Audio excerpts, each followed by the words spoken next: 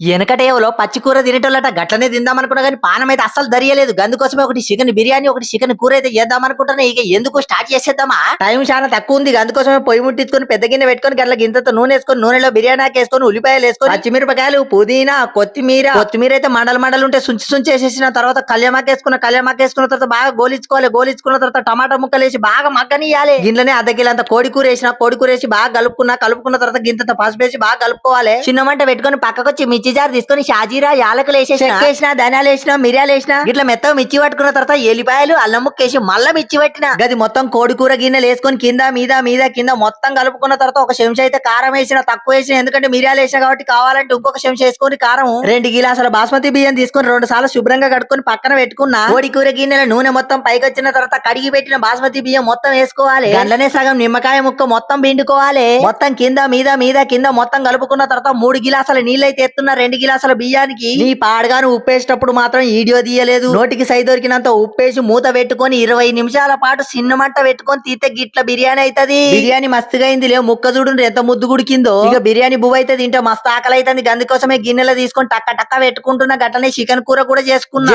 జల్ది తినమని పానం అయితే కొట్టుకుంటుంది. అందుకోసమే చూడుండ్రి పొగలెళ్తుంటే కూడా లట్ట తింటానా. అవ్వర కొడక సూపర్ ఉన్నది రా. గిట్లనే ట్రై చేయండి. నచ్చితే మాత్రం లైక్ చేయాలి. మరి ఉంటాను. By by.